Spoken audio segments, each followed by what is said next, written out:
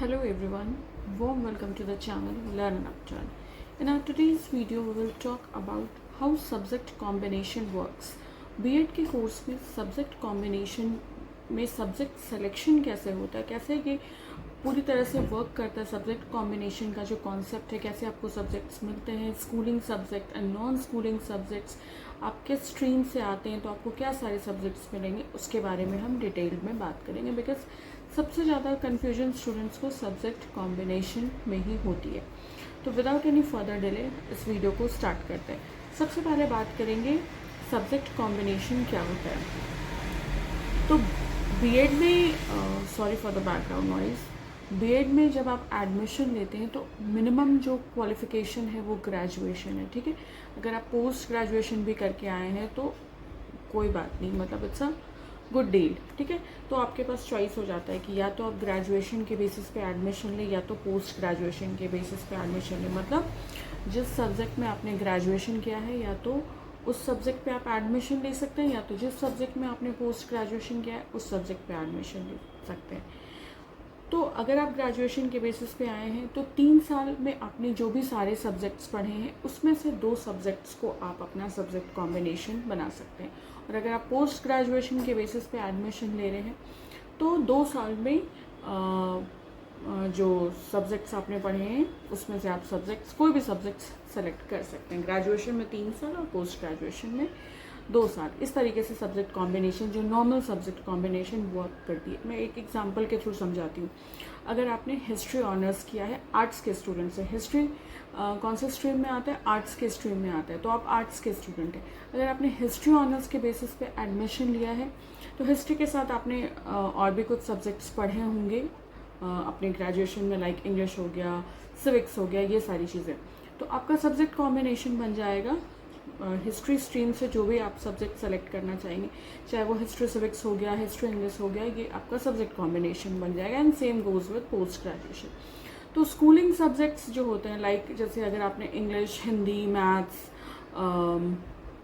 Science या SST के किसी सब्जेक्ट में ग्रेजुएशन किया, लाइक अगर आपने साइंस में फिजिक्स, केमिस्ट्री, मैथ्स, बायोलॉजी में ऑनर्स किया है ग्रेजुएशन में, या सेम एसएसटी में अगर आपने लैंग्वेज में ग्रेजुएशन किया है, या हिस्ट्री, सिविक्स, ज्योग्राफी, इकोनॉमिक्स, ये सारे सब्जेक्ट्स में ग्रेजुएशन किया है, तो आपके लिए सब्जेक्ट कॉम्बिनेशन सेलेक्ट करना बहुत इजी हो जाता है। बिकॉज ये सारे सब्जेक्ट्स जो हैं वो 10 तक पढ़ाई होते हैं, इनको स्कूलिंग सब्जेक्ट्स बोलते हैं। तो तुरंत से आपका सब्जेक्ट कॉम्बिनेशन बन जाता है, ठीक है। डिफ़िकल्टी तब आती है जब आपने ऐसा कोई नॉन स्कूलिंग सब्जेक्ट से ग्रेजुएशन कर लिया है जो कि 10 तक के लिए पढ़ाई नहीं कराया जाता है, जैसे कि पॉलिटिकल साइंस हो गया, सोशियोलॉजी हो गया, फिलॉसफी हो गया, होम साइंस हो गया, साइकोलॉजी हो गया। अगर आपने ऐसे सब्जेक्ट से ग्रेजुएशन किया है तो ये सारे कुछ ऐसे सब्जेक्ट्स हैं जो 10 तक के लिए पढ़ाई नहीं कराए जाते हैं, ठीक है। तो देन आपको क्या सब्जेक्ट कॉम्बिनेशन मिलेगा, इस बारे में हम बात करते हैं। फर्स्ट आपका आता है कि सपोज दैट आपने पॉलिटिकल साइंस में ऑनर्स किया है, तो पॉलिटिकल साइंस बोल के 10 तक के लिए कोई सब्जेक्ट नहीं पढ़ाते, ठीक है।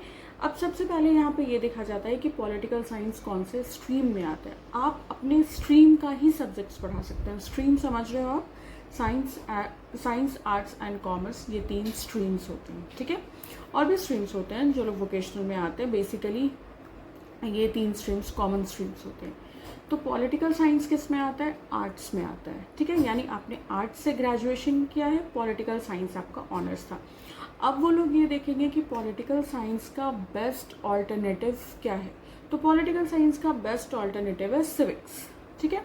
अगर आपने पॉलिटिकल साइंस के साथ कोई और भी पेपर पढ़ा है, लाइक लैंग्वेज भी पढ़ा है, हिस्ट्री भी पढ़ा है, तो आपका सब्जेक्ट कॉम्बिनेशन बन जाएगा civics. Because most of the चीज़ें जो पॉलिटिकल साइंस में पढ़ाई जाती हैं वो सिविक्स में ही पढ़ाई जाती हैं, सेम होती है, या सोशियोलॉजी भी। तो आपको या तो सिविक्स और इंग्लिश मिल जाएगा, या तो आपको सिविक्स और हिस्ट्री मिल जाएगा सब्जेक्ट कॉम्बिनेशन में, ठीक है। या फिर कई बार आपको जूनियर सेक्शन में एसएसटी भी मिल जाता है पढ़ाने को, लाइक 1 to 5 या 6 to 8 में आपको ओवरऑल एसएसटी भी मिल जाएगा पढ़ाने को, ठीक है, क्योंकि बहुत बेसिक होती है वो सारी चीज़ें। इस तरीके से आपका सब्जेक्ट कॉम्बिनेशन बना, वो भी आर्ट्स का, आर्ट्स स्ट्रीम से सब्जेक्ट कॉम्बिनेशन बना। साइंस एंड कॉमर्स से आपको सब्जेक्ट कॉम्बिनेशन नहीं मिलेंगे यहाँ पे, राइट। वो हो गया, ये चीज़ आपको समझना बहुत ज़रूरी है क्योंकि बहुत लोगों को यहाँ बहुत कन्फ्यूजन होती है। बट अगर कोई ऐसा सब्जेक्ट है लाइक साइकोलॉजी हो गया, ठीक है। साइकोलॉजी हो गया, तो साइकोलॉजी का अब बेस्ट कॉम्बिनेशन क्या बनेगा, तो तब आप देखा जाता है कि आपने साइकोलॉजी के साथ और कौन कौन से सब्जेक्ट्स पढ़े, वो आप का सब्जेक्ट कॉम्बिनेशन बनाने में हेल्प करता है, ठीक है। और साइकोलॉजी कौन से सब्जेक्ट के अंदर आता है, तो आर्ट स्ट्रीम के अंदर आता है। तो आर्ट स्ट्रीम के लिए सबसे बेनिफिशियल हो जाता है कि आपको लैंग्वेज पेपर मिल जाता है तुरंत पढ़ाने को, ठीक है। तो लैंग्वेज मिल जाएगा और साथ में फिर आपको SST मिल जाएगा 1 to 5 में पढ़ाने को, बिकॉज आर्ट स्ट्रीम में आपको आर्ट स्ट्रीम से ही सब्जेक्ट देना, साइकोलॉजी आप पढ़ा नहीं सकते हो। हाँ, अगर आपने बॉटनी में ऑनर्स किया है या जियोलॉजी में ऑनर्स किया है और आप PGT हो यानी पोस्ट ग्रेजुएट हो, मास्टर्स करके आए हैं आप, तो आपको सब्जेक्ट कॉम्बिनेशन में कोई प्रॉब्लम नहीं होगी, आपको तुरंत 11th-12th के क्लासेस मिल जाएंगे वहाँ पे पढ़ाने को। बट अगर आप सिर्फ ग्रेजुएट हैं तो ये सारे कुछ क्राइटेरियाज होते हैं जिसके थ्रू आपकी सब्जेक्ट कॉम्बिनेशन को सेलेक्ट किया जाता है। पहला क्राइटेरिया ये होता है कि आपने उस सब्जेक्ट के साथ और कौन से सब्जेक्ट्स पढ़े हैं साथ में, ठीक है। तो अगर वो सब्जेक्ट 10 तक के लिए पढ़ाई नहीं होता है, तो मतलब जिसमें आपने ऑनर्स किया है वो अगर 10 तक को पढ़ाई नहीं होता है, तो बाकी अगर आपने कुछ सब्जेक्ट्स पढ़े हैं तो वो आपका सब्जेक्ट कॉम्बिनेशन बन जाएगा। दूसरा, जो सब्जेक्ट आपने पढ़ा है उसका बेस्ट ऑल्टरनेटिव क्या है, जैसे मैंने आपको पॉलिटिकल साइंस का सिविक्स बताया या SST बताया, वो आपको मिल जाएगा।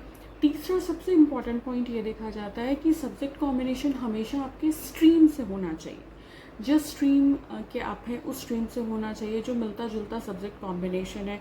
जैसे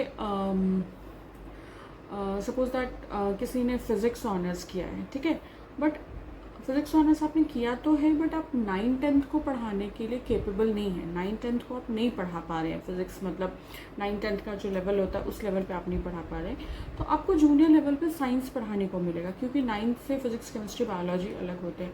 तो आपको साइंस में या तो स्पेसिफिकली फिज़िक्स का जो चैप्टर्स होता है वो पढ़ाने को मिलेगा 1 to 8 तक में या 6 to 8 तक में, या फिर 1 to 5 में साइंस बोल के कंप्लीट अगर आप पढ़ा सकते हैं तो वो मिल जाएगा पढ़ाने को, या 6 to 8 को भी। इस तरीके से जो सब्जेक्ट कॉम्बिनेशंस हैं वो वर्क करती है। बहुत ज़्यादा कन्फ्यूजन होता है लोगों को, स्कूलिंग नॉन स्कूलिंग सब्जेक्ट्स क्या पढ़ाएंगे। अगर आप PGT हैं और आपने ऐसे जैसे होम साइंस, साइकोलॉजी या बॉटनी, जियोलॉजी ये सब में ऑनर्स किया, तो आपके लिए कोई प्रॉब्लम नहीं है, बिकॉज आप 11th-12th में आराम से पढ़ा सकते हैं ये सारे सब्जेक्ट्स। प्रॉब्लम होती है 10th तक वाले क्लासेस में, वो भी नॉन स्कूलिंग सब्जेक्ट्स में, तो वहाँ आप क्या पढ़ाएंगे। तो इस for this reason I make this video कि आपको समझ में आए कि how does the subject combination concept works, right. तो इस तरीके से सब्जेक्ट कॉम्बिनेशन वर्क करती है, जो कि मैंने आपको कंप्लीट वीडियो में बताया। अगर आपको कोई भी डाउट और क्वेरी है तो आप कमेंट सेक्शन में पूछ सकते हैं, मैं डेफिनेटली वहाँ पे रिप्लाई करूँगी। B.Ed से रिलेटेड कोई भी वीडियो चाहिए या B.Ed के कंटेंट से रिलेटेड कोई भी वीडियो चाहिए, या नॉर्मली भी आप टीचिंग से या टीचिंग एप्टीट्यूड से आप अपनी डिमांडेड वीडियो रिक्वेस्ट कर सकते हैं, मैं डेफिनेटली आपकी रिक्वेस्ट को कंसिडर करूँगी। Thank you so much for stopping by and watching this video. Take care and bye bye.